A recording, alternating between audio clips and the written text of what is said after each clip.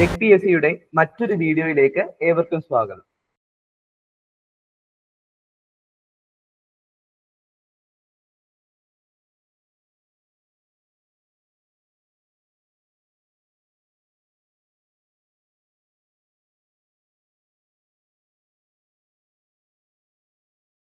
നമ്മൾ ഇന്നത്തെ വീഡിയോയിൽ ഒരു ഇന്റർവ്യൂ ആണ് കണ്ടക്ട് ചെയ്യുന്നത്.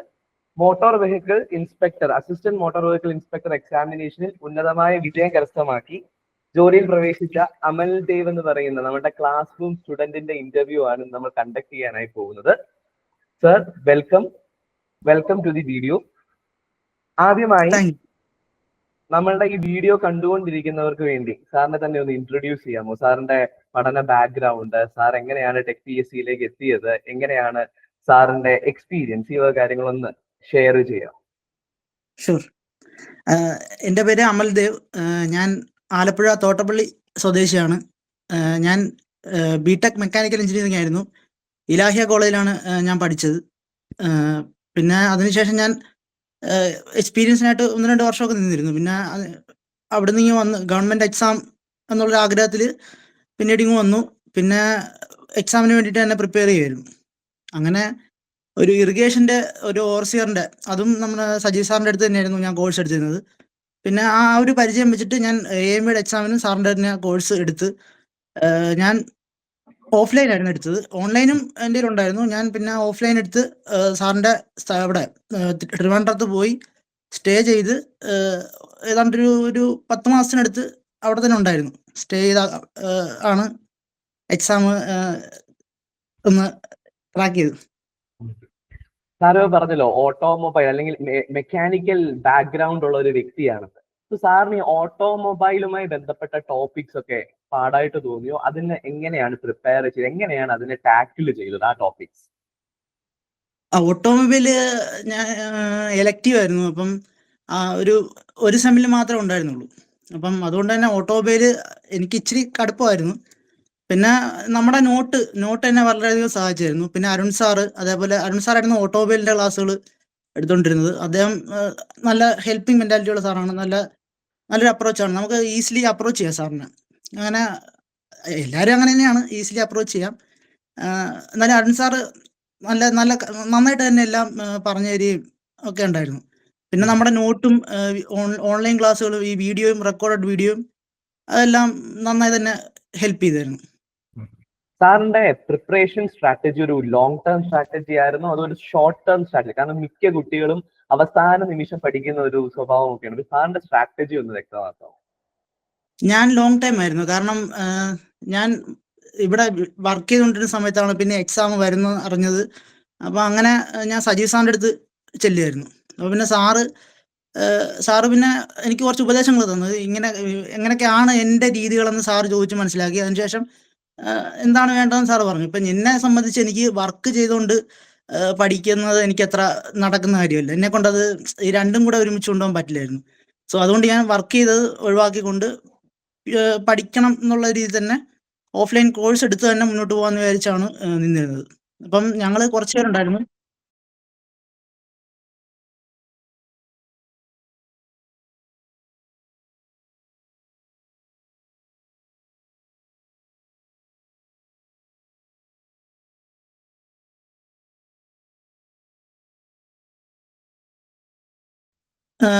അവിടെ തന്നെ സാറിൻ്റെ കഴക്കൂട്ടത്ത് ഞങ്ങൾ റൂം എടുത്ത് അവിടെ സ്റ്റേ ചെയ്ത് പഠിക്കുമായിരുന്നു. ഞങ്ങളൊരു 5-6 പേരുണ്ടായിരുന്നു. അപ്പോൾ എല്ലാവരും തന്നെ ലിസ്റ്റിലൊക്കെ ഉണ്ട്. മനസ്സിലായി. അതുപോലെ തന്നെ ഈ ടെക് പി എസ് സിനെ ജോയിൻ ചെയ്തത് കൊണ്ട് സാറിന് പ്രത്യേകമായിട്ട് പ്രിപ്പറേഷനുമായി ബന്ധപ്പെട്ട് എന്തൊക്കെ ഗുണങ്ങളാണ് ലഭിച്ചത്? അതുപോലെ മെന്റർഷിപ്പും അതുപോലെ guidance service tech P S C provide ചെയ്യുന്നുണ്ട്. അതിന് സാറിന്റെ പ്രിപ്പറേഷൻ ഉണ്ടാക്കാൻ കഴിഞ്ഞ ഇമ്പാക്ട് എന്താണ് ഓഡിയൻസിന് വേണ്ടി ഒന്ന് പറയാം? എന്നെ സംബന്ധിച്ച് എനിക്ക് എക്സാമിനെ എങ്ങനെ അപ്രോച്ച് ചെയ്യണമെന്ന് വലിയ ഐഡിയ ഉള്ള ആളല്ല. അപ്പം നമുക്ക് സിലബസ് ഇപ്പം സജി സാറ് ഒക്കെ നല്ല എക്സാം ഈ ഫീൽഡിൽ തന്നെ നല്ല എക്സ്പീരിയൻസ് ഉള്ള ആളാണ്. അപ്പം സാറിൻ്റെ ഒരു സ്ട്രാറ്റജിയും കാര്യങ്ങളൊക്കെ തന്നെ നമുക്ക് അത് സാറ് നന്നായിട്ട് പറഞ്ഞു തരുമായിരുന്നു. അപ്പോൾ അത് നമുക്ക് ആ മെൻറ്ററിങ് വളരെ ഉപകാരപ്പെട്ടു. പിന്നെ എന്ത് പഠിക്കണം, ഏത് ഏരിയ ഫോക്കസ് ചെയ്ത് പഠിക്കണം എന്നൊക്കെ ഉള്ളത് അത് വ്യക്തമായിട്ട് തന്നെ നമുക്ക് ഒരു മെൻറ്റർ ഉണ്ടെങ്കിൽ അത് എളുപ്പത്തിൽ അത് നടക്കും. ഞങ്ങളുടെ കാര്യത്തിൽ അത് അങ്ങനെ വർക്കൗട്ടായി. പിന്നെ സാറിൻ്റെ ഒരു എക്സ്പീരിയൻസും അതേപോലെ നമ്മുടെ മോക്ക് ടെസ്റ്റുകളും കാര്യങ്ങളും ഒക്കെ അതൊക്കെ വളരെയധികം സഹായിച്ചായിരുന്നു. പിന്നെ ലാസ്റ്റ് എക്സാമിനോട് അടുത്തൊരു ലാസ്റ്റ് 2-3 ആഴ്ച ഞങ്ങൾ മോക്ക് ടെസ്റ്റ് തന്നെയായിരുന്നു ഫോക്കസ് ചെയ്തുകൊണ്ടിരുന്നത്. അതും വളരെ ഉപകാരപ്പെട്ടായിരുന്നു. പിന്നെ ഇപ്പൊ ടൈം മാനേജ്മെന്റ് മോക്ക് ടെസ്റ്റ് ചെയ്തതിലൂടെ നമുക്ക് ഇമ്പ്രൂവ് ചെയ്യാൻ പറ്റി. അതൊക്കെ വളരെ എന്തോ എഫക്റ്റീവായി നന്നായി. മോക്ക് ടെസ്റ്റുകൾ അവസാന സമയത്താണോ സാർ ചെയ്തു തുടങ്ങി? കാരണം tech P S C through out mock ടെസ്റ്റുകൾ പ്രൊവൈഡ് ചെയ്യുന്നുണ്ട്. അപ്പം ആദ്യമേ തൊട്ട് ചെയ്തു തുടങ്ങി അവസാനമാണോ ചെയ്തു തുടങ്ങി? എങ്ങനെയാണ് മോക്ക് ടെസ്റ്റിന്റെ ഇമ്പാക്ട്?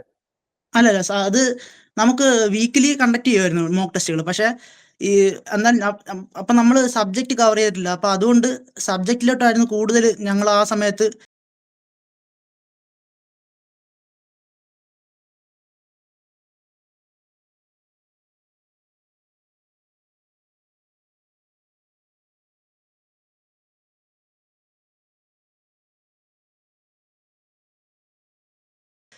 ടോപ്പിക്ക് മൊത്തം കവർ ചെയ്യണം എന്നുള്ളൊരു ഇതുണ്ടായിരുന്നു. അപ്പം മോക്ക് ടെസ്റ്റ് ആ ഒരു ടൈമിൽ വീക്കിലി ഒക്കെയാണ് നടന്നുകൊണ്ടിരുന്നത്.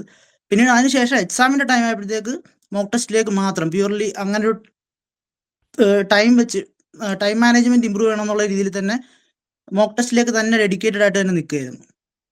മനസ്സിലായി സാർ. എക്സാമിന് ശേഷം മെഷർമെന്റും അതുപോലെ മെഷർമെന്റ് ചെക്ക് ചെയ്യുന്നതും അതുപോലെ തന്നെ ഇന്റർവ്യൂവും കാര്യങ്ങളൊക്കെ ഉണ്ട്. വിദ്യാർത്ഥികൾക്ക് അറിയാൻ താല്പര്യമുണ്ട് ഇതൊക്കെ ടഫ് ആണോ, അല്ലെങ്കിൽ ആ ഒരു പ്രൊസീജിയറിലൂടെ കടന്നു പോകുന്ന ഒരാൾക്കുണ്ടാകുന്ന മാനസികമായിട്ടുള്ള കാര്യങ്ങൾ സാറിന്റെ എക്സ്പീരിയൻസ് ഒന്ന് പറയാം.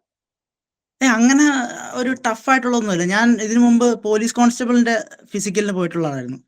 അപ്പോൾ അത് വളരെ അത് വെച്ച് നോക്കുമ്പോൾ ഒന്നുമില്ല. ജസ്റ്റ് നമ്മുടെ ഹൈറ്റ് മെഷർ ചെയ്യുക, ചെസ്റ്റ് മെഷർ ചെയ്യുക, അത് മാത്രമേ ഉള്ളൂ. പിന്നെ ചെസ്റ്റ് മെഷർ ചെയ്യുന്ന സമയത്ത് നമ്മൾ ആദ്യമേ തന്നെ ഇങ്ങനെ വിരിഞ്ഞ് ഇങ്ങനെ നിൽക്കേണ്ട ആവശ്യമില്ല. ജസ്റ്റ് നോർമലായിട്ട് നിൽക്കുക. പിന്നീട് എക്സ്പാൻഷൻ്റെ ടൈമിൽ മാത്രം ജസ്റ്റ് നിൽക്കുക. അങ്ങനെ അത്രേ ഉണ്ടായിരുന്നുള്ളൂ. അല്ലാതെ വലിയൊരു പ്രൊസീജിയർ ഒന്നുമില്ല. അത്ര ഒരു പ്രശ്നമില്ല അത്. ഇന്റർവ്യൂ എങ്ങനെയുണ്ടായിരുന്നു? ഇന്റർവ്യൂ എനിക്ക് കിട്ടിയത് ജോബ് റിലേറ്റഡ് ടോപ്പിക്കിൽ ഇച്ചിരി പാടായിരുന്നു. പിന്നെ മെക്കാനിക്കൽ സൈഡിൽ ചോദിച്ചതെല്ലാം ഞാൻ പറഞ്ഞു. പിന്നെ ഓട്ടോമൊബൈലിൽ നിന്ന് അങ്ങനെ ക്വസ്റ്റ്യൻ വന്നില്ല. എനിക്ക് ചോദിച്ചത് ജോബ് റിലേറ്റഡ് ടോപ്പിക്കായിരുന്നു. അതിൽ ഞാൻ ഇച്ചിരി പെട്ടുപോയി. എനിക്ക് ജോബ് റിലേറ്റഡ് ടോപ്പിക്ക് ഇച്ചിരി പാടായിരുന്നു. നമ്മുടെ എക്സാമിന് 3 പാർട്ടായിട്ടായിരുന്നു, മെക്കാനിക്കലും ഓട്ടോമൊബൈലും പിന്നെ ജോബ് റിലേറ്റഡ് ടോപ്പിക്കും. എനിക്ക് അതിനകത്ത് ഇച്ചിരി പ്രയാസം തോന്നിയത് ജോബ് റിലേറ്റഡ് ടോപ്പിക്കായിരുന്നു. റെക്കോർഡ് ക്ലാസ്സും എല്ലാം ഉണ്ട്. പക്ഷെ എന്നാലും ഈ ഫൈനും കാര്യങ്ങളൊക്കെ ഓർത്തിരിക്കാനൊക്കെ അത് വാല്യൂസ് ഒക്കെ അത് ഇച്ചിരി പ്രയാസമായിരുന്നു. പക്ഷെ എന്നാലും അതുപോലെ തന്നെ ഇതിനകത്ത് ഒരുപാട് നിയമങ്ങളും കാര്യങ്ങളും പഠിക്കാൻ, പ്രത്യേകിച്ച് മോട്ടോർ വെഹിക്കിൾ ആക്ടും ഒക്കെ പഠിക്കാനായിട്ടുണ്ട്. ഈ ഒരു മെക്കാനിക്കൽ ബാക്ക്ഗ്രൗണ്ടിൽ നിന്ന് വന്ന സാറിന് ആ ഒരു ലോ എന്ന് പറയുന്ന ഒരു ടോപ്പിക്കിനെ എങ്ങനെയാണ് ടാക്കിൾ ചെയ്തത്, അല്ലെങ്കിൽ എന്തെങ്കിലും ട്രിക്ക് ഉപയോഗിച്ചായിരുന്നോ നിയമങ്ങൾ പഠിച്ചെടുക്കുന്നത്? ട്രിക്കുകൾ അങ്ങനെ ചില പോർഷൻസ് മാത്രമേ ട്രിക്ക് ഉപയോഗിക്കാൻ എനിക്ക് പറ്റിയിരുന്നുള്ളൂ. പക്ഷെ ബാക്കിയുള്ള എല്ലാ ഞങ്ങളും ബൈ ഹാർട്ട് ചെയ്യുമായിരുന്നു. അത് നമ്മൾ അവിടുന്ന് നമ്മുടെ കോഴ്സിൽ കിട്ടിയ അത് മാത്രമാണ് മെയിനായിട്ട് പഠിച്ചത്. പിന്നെ അധികം കവർ ചെയ്യണമെന്നുള്ള രീതിയിൽ പോയിട്ടില്ല. ജസ്റ്റ് നമ്മുടെ കോഴ്സിൽ നിന്ന് കിട്ടിയ എന്താണോ അത് മാത്രമേ ഞാൻ നോക്കിയിട്ടുണ്ടായിരുന്നുള്ളൂ. അതിൽ കൂടുതൽ ഉള്ളൊരു പ്രയാസമായിരുന്നു. അതുകൊണ്ട് പിന്നെ അങ്ങോട്ടേക്ക് കടന്നില്ല. മനസ്സിലായി. പൂർണ്ണമായിട്ടും ഒരു മത്സര പരീക്ഷയ്ക്ക് വേണ്ടി പ്രിപ്പയർ ചെയ്യുന്ന ഒരു വ്യക്തി, അതായത് ഒരു ജോലി ചെയ്യാതെ പ്രിപ്പയർ ചെയ്യുന്ന വ്യക്തി തീർച്ചയായിട്ടും ഒരുപാട് മാനസിക സമ്മർദ്ദങ്ങളിലൂടെ കടന്നു പോകുന്നുണ്ടായിരിക്കും. കാരണം പ്രഷർ ഉണ്ടായിരിക്കും, ആ ഒരു റിസൾട്ട് അച്ചീവ് ചെയ്യാനുള്ള ഒരു പ്രഷറും ഉണ്ടായിരിക്കും. സാർ എങ്ങനെയാണ് ഇതിനെയൊക്കെ മാനേജ് ചെയ്ത് ഇതുവരെ പിടിച്ചു നിന്നത്? ഈ പിടിച്ചു നിന്നതിന്റെ റിസൾട്ടാണ് സാറിന് ജോലി കിട്ടിയത്. അത് മറ്റുള്ളവർക്ക് വേണ്ടി ഒന്ന് ഷെയർ ചെയ്യുക. അതെ, എക്സാമിന്റെ ടൈമിൽ പ്രഷർ എന്ന് പറയുന്നത് അത് ഭയങ്കരമാണ്. അത് ആ ടൈമിലൂടെ കടന്നു പോകുമ്പോഴേ നമുക്ക് അതിന്റെ ഒരു ഇത് അറിയുള്ളൂ. പുറത്തുനിന്ന് നോക്കുന്നവർക്ക് അത് ശരിക്കും പറഞ്ഞാൽ ഒന്നും ഇല്ല എന്നുള്ളൊരു രീതിയിലേ അവർ സംസാരിക്കുകയുള്ളൂ. പിന്നെ ആ ടൈമിൽ എൻ്റെ ഫ്രണ്ട്സ് ഒക്കെ ഉണ്ടായിരുന്നു. അവരുമായിട്ട് ഞങ്ങൾ പരസ്പരം ഡിസ്കസ് ചെയ്ത് സംസാരിക്കും. പിന്നെ ഈശ്വരനെ വിളിക്കുക, അത് അമ്പലത്തിലൊക്കെ പോകും, അങ്ങനെയൊക്കെ ഉണ്ടായിരുന്നു. പഠന സമയം ഒരു ദിവസം എത്ര നേരം പഠിക്കുമായിരുന്നു? അങ്ങനെ അങ്ങനെ ഒരു കൃത്യ ടൈം അങ്ങനെ ഇല്ല. എന്നാലും രാവിലെ കുറച്ച് നേരം ഒരു 3 മണിക്കൂർ ഒക്കെ ഇരിക്കും. പിന്നെ അത് കഴിഞ്ഞ് ലഞ്ചിന് ശേഷം ടൈം കുറവായിരിക്കും. പിന്നെ ഒരു ഈവനിങ്ങിന് ശേഷമായിരിക്കും കൂടുതൽ ടൈം ഇരിക്കുന്നത്. ലഞ്ചിന് ശേഷം റെസ്റ്റ് ആയിരിക്കും കൂടുതൽ. അങ്ങനെയാണ് ഞങ്ങളുടെ ഒരു സ്ട്രാറ്റജി. മനസ്സിലായി സാർ. ഈ എക്സാമിനേഷൻസ് ഒക്കെ ഇനി എഴുതുന്ന ആസ്പിറൻസിന് ഒരു എക്സാമിനേഷൻ ക്രാക്ക് ചെയ്ത് ജോലി പ്രവേശിച്ച എന്ന വ്യക്തി എന്ന നിലയിൽ സാറിന് എന്ത് അഡ്വൈസ് ആണ് കൊടുക്കുക? നമുക്ക് പല സമയത്തും നമുക്കിങ്ങനെ ക്വിറ്റ് ചെയ്തിട്ട് വേറെ പരിപാടിക്ക് പോകാന്നുള്ള ഒരു അവസ്ഥയിലൊക്കെ എത്തും, ആ ഒരു ടെൻഷൻ കാരണം. പക്ഷെ എന്നാലും വിട്ടുകൊടുക്കാതെ തന്നെ നിൽക്കണം. എൻ്റെ വീട്ടിൽ നിന്നൊക്കെ നല്ല സപ്പോർട്ട് ഉണ്ടായിരുന്നു. കാരണം ജോലി ഇല്ലാതായിരുന്നു, ജോലിക്ക് പോകാതെ മെയിനായിട്ട് കോച്ചിങ്ങിനായിട്ട് തന്നെ നിൽക്കുമായിരുന്നു. അപ്പം അങ്ങനെ പലരും പലതും അങ്ങനെയൊക്കെ പറയുകയും ഒക്കെ ഉണ്ടായിരുന്നു. പക്ഷെ അതിനൊന്നും വകവച്ചില്ല, നേരെ എക്സാം തന്നെ അങ്ങനെ ഫോക്കസ് ചെയ്ത് തന്നെ നിന്നു. നമുക്ക് ശരിയെന്ന് തോന്നുന്ന മാത്രം ചെയ്യുക, ബാക്കിയുള്ള ആരും പറയുന്നത് ശ്രദ്ധിക്കാതിരിക്കുന്നതായിരിക്കും നല്ലതെന്നാണ് എനിക്ക് തോന്നുന്നത്. പിന്നെ എന്നെ സംബന്ധിച്ച് എനിക്ക് ഈ ജോലിയും പഠിത്തവും കൂടെ ഒരുമിച്ച് കൊണ്ടുപോകാൻ പറ്റില്ലായിരുന്നു. അപ്പം അങ്ങനത്തെയുള്ള ഒരാളാണെങ്കിൽ തീർച്ചയായിട്ടും എക്സാം പഠിത്തം തന്നെ ഫോക്കസ് ചെയ്യുന്നതായിരിക്കും നല്ലതെന്ന് തോന്നുന്നു. രണ്ടും കൊണ്ടുപോകാൻ പറ്റുന്ന ഒരാളാണെങ്കിൽ ഓൺലൈൻ ക്ലാസ് എടുത്തിട്ട് അത് സിസ്റ്റമാറ്റിക്കായിട്ട് കറക്റ്റ് പഠിച്ച് തന്നെ പോവുകയാണെങ്കിൽ അത് ബെറ്റർ ആയിരിക്കും.